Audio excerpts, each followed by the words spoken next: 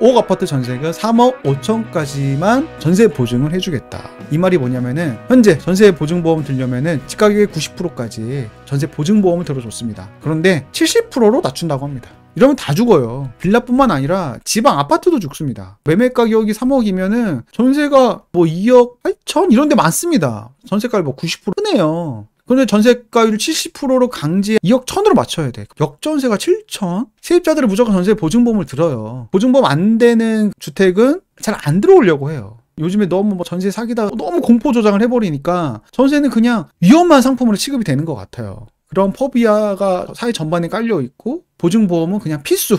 그렇기 때문에 이렇게 70%를 강제한다? 그러면 강제 역전세가 어디든 터질 수밖에 없는 거예요. 뭐 LTV 70%? 이 말은 누가 했냐? 국토부에서 나왔습니다. 그것도 공개된 자리에서. 국토부 주무과장이 공개 석상에서 구체적으로 제도 개선 방침을 밝힌 것은 이례적인 일이다. 미쳤습니다. 70% 이게 말이 됩니까 이게? 표준 임대료제도예요. 정부가 전세가를 정해주는 겁니다. 이 이상 받지 마. 표준 임대료죠 이게. 무슨 날벼락입니까? 진심 제대로 미쳤습니다. 자, B아파트 전세보증 가입 요건이 126%에서 98%로 되는 거예요. B아파트 같은 경우는 주택 가격을 산정할 때 공시가의 140%로 산정을 합니다. 그리고 전세가율이 90%였죠. 그러면은 126%가 나와요. 90%를 70%로 바꾸면은 126%가 아니라 98%가 되는 겁니다. 야, 그러니까 공시가 1억짜리면 전세 가격은 1억 6,600. 근데 이거를 9,800만 원. 역전세가 2,800만 원 난다는 소리예요. 그러니까 공시가 2억짜리는 그럼 5,600이죠. 그런 식으로 공시가 올라가면 올라갈수록 기하급수적으로 역전세 금액이 커집니다. 야, 이거는 전세 사고를 부추기는 거예요. 전세 사고를 더 키우는 정책입니다. 126%로 인해서 전세 사고가 더 확대가 됐죠. 그래서 많은 사람들이 이거를 올려야 된다. 126%가 아니라 그 이상 올려야 된다. 그래 전세 사고가 터지지 않는다. 라고 많은 사람들이 제안을 했지만 오히려 반대로 가는. 도대체 무슨 일입니까? 자, 126%로 인해서 B아파트 공급은 말살이 됐죠. 완전히 확인사살하는 꼴입니다. 그리고 앞서 말씀드렸다시피 전세가율 70%로 강제를 해버리니까 지방 중저가 아파트도 초토화시키는 정책이에요. 오히려 지방을 죽이는 정책입니다. 얼마 전에 세컨드홈 이 정책 나온 게 뭡니까? 아, 세컨드홈은 세를 주는 게 아니라 별장처럼 사용해라 이러한 취지였나 봅니다. 네. 자, 오피스텔도 지금 난리죠. 오피스텔 같은 경우는 지금 전세가율이 100%예요. 강남 초역세권 2억 1천밖에 안 해요. 보증금이 2억 1천에 월세가 10만 원입니다. 그래서 세팅하시는 분들도 있어요. 취득세가 4.6%고 사면은 월세를 받네? 내 돈 거의 안 들어가고 이러면서 투자하시는 분들이 간혹 있거든요. 그런데 전세가율 90%가 아니라 70%가 되면은 역전세가 엄청나게 커집니다.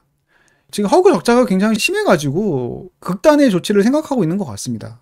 근데 이 허그 적자가 더 커질 거예요. 전세가율 70%로 만드는 순간에 허그 적자는 더 커질 겁니다. 전세 사고가 더 터질 테니까. 허그 적자도 워낙에 심하고 전세를 좀 제약시하는 부분도 있고 그냥 월세로 이제 바꾸려는 게 느껴지죠.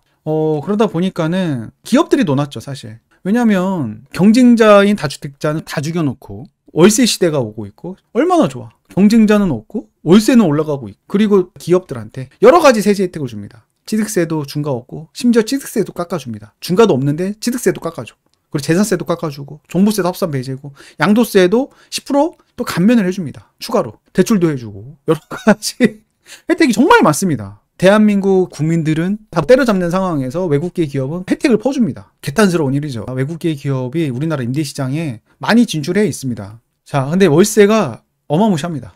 어떤 분이 글을 남겼는데 임대료가 장난 아닌 것 같다. 모건 스탠리 길동, 강동구 길동에 임대 중인 거 한번 자기가 가봤더니 5평밖에 안 되는데 월세가 90만 원이고 관리비가 15만 원. 90에 15만 원. 아니 5평밖에 안 되는 원룸이 주변 시세 보니까는 임대사업자들이 50만 원에 10만 원 정도 받았는데 또 보시면은 동대문에 2부 플레이스 회기 외국계 기업입니다. 월세가 어마무시합니다. 140만 원 그리고 150만 원. 네.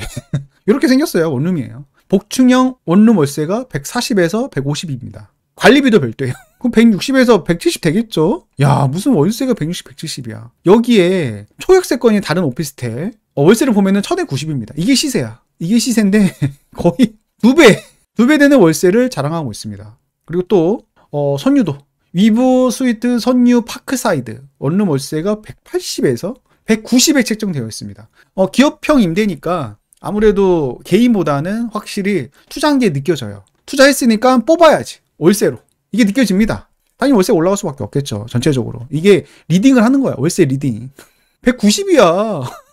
호텔같이 고급스러워 보이긴 하는데 여러분 저는 그래요. 양극화가 굉장히 커질 것 같습니다. 그렇지 않습니까? 월세 가격이 막 미친듯이 치솟을 텐데 임대인들 초토화되고 월세 엄청나게 올라가고 공급은 정말 말살되고 그냥 서민들은 개망하는 겁니다. 반면 다주택자 하지 말라는 건데 다주택자 하지 말라면은 한 채밖에 투자를 못 하겠죠. 10채를 사고 싶었던 사람들조차 한 채밖에 못 하고 10채 있던 사람들조차 다 팔고 한 채로 가니까 또 한 채의 가격은 공고해질 것 같습니다. 한순간의 트렌드가 아닌 것 같습니다. 그냥 구조적인 문제로 쭉 갈 것 같습니다. 그래서 가급적 좋은 아파트에 등기치는 게 대한민국에서 살아남는 방법이 아닌가라는 그런 생각이 듭니다.